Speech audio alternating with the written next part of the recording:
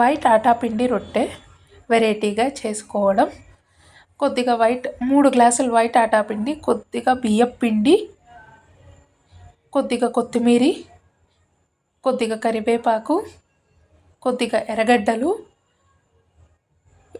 రుచికి తగినంత కారము, కొద్దిగా ఉప్పు వేసుకొని చేతితో బాగా అన్నీ మిక్స్ అయ్యేటట్లా అన్నీ బాగా కలుపుకొని,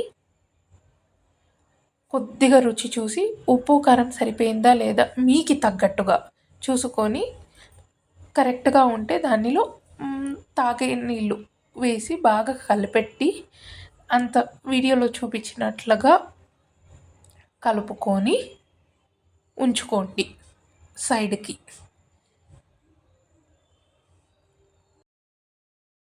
స్టవ్ అంటించుకొని కొద్దిగా పెనం వేడి అయ్యాక కొద్దిగా నూనె వేసుకొని, కొద్దిగా కాసంత మీకు కావలసినంత కొద్దిగా పిండిని పెనం మీద వేసుకొని రొట్టెలాగా తట్టుకోవాల.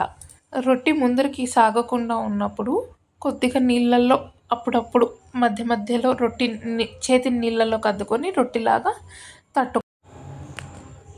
అలా తట్టుకొనేసిండేది అయిపోయాక కొద్దిగా ఎక్కడన్నా హెచ్చు తక్కువలు ఉంటే మనకి దాన్నంతా కొద్దిగా స్ప్రెడ్ చేసుకొని, కొద్దిగా ఆయిల్ వేసుకొని దాని మీద అది కుక్ అవ్వడానికి మూత పెట్టేసి ఒక 2 నిమిషాలు దాన్ని వదిలేసి కొద్దిగా చూసి కాలిందా లేదా అని మళ్ళీ దాన్ని ఒక సైడ్కి తిప్పేసుకోవాలి. నెక్స్ట్ సైడ్కి కాలడానికి 2 పక్కల బాగా కాల్చి వాటిని థిక్నెస్ మామూలుగా ఇది కొంచెం దప్పంగా తింటేనే బాగుంటుంది.